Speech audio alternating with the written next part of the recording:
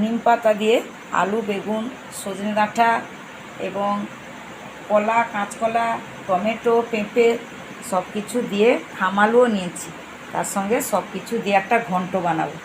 তো রান্নাঘরে চলে এসেছি, গ্যাসটা ধরিয়ে দিয়েছি। প্রথমে আমি পরিমাণ মতো জল দিয়ে দিলাম, হলুদ গুঁড়া দিয়ে দিলাম।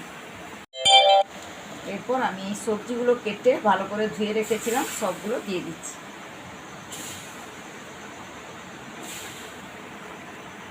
পরিমাণ মতো লবণ দিয়ে দিলাম। কিছুক্ষণের জন্য আমি ঢাকনাটা দিয়ে দিলাম। খুলে দেখছি, এই যে কি সুন্দর ফুটে গেছে, সেদ্ধ হয়ে গেছে। এরপর আমি একটা বাটিতে এটাকে গ্যাসটা বন্ধ করে এটা ঢেলে নেব। কড়াটা ধরিয়ে দিয়েছি। এরপর আমি কড়াটা ধুয়ে এনে প্রথমে আমি বসিয়ে দিলাম। ডাঁটা নিয়েছি, একদম নরম, এমন মানে সজনে ডাঁটাগুলো এই সময় একদম নরম হয়তো কচি কচি সজনে ডাঁটা, সেগুলো আমি সজনে ডাঁটাগুলো প্রথমে আমি ভেজে নেব।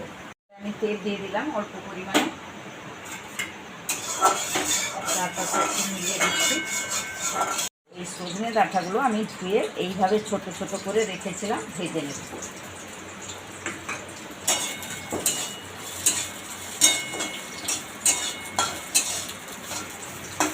হয়ে গেছে, গ্যাসটা একটু কমিয়ে দিলাম।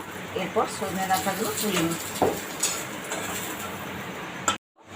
ভেজে দিয়েছি, নিজের হাতে বানানো বড়ি দিয়েছিলাম, সেগুলো আমি ভেজে নেব।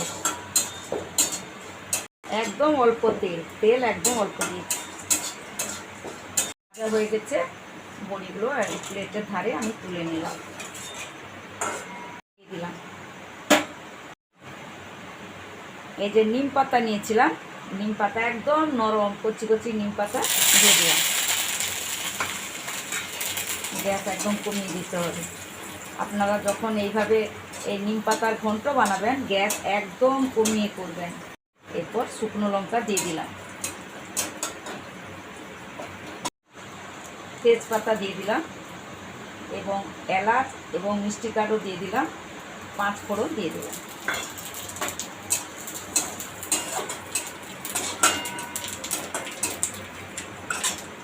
এরপর এই যে টমেটো কুচি ধুয়ে রেখেছিলাম সেটা দিয়ে দিলাম।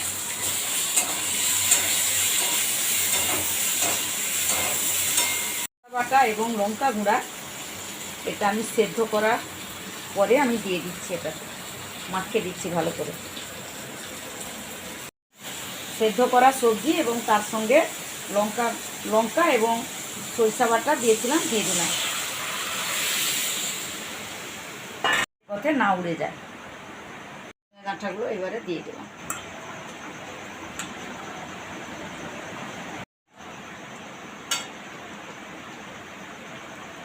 আগে থেকে দিলাম না, একদম নামানোর কিছুক্ষণ আগে দিয়ে দিলাম। আপনারাও এইভাবে রান্না করবেন। রাখা বড়িগুলো দিয়ে দিলাম।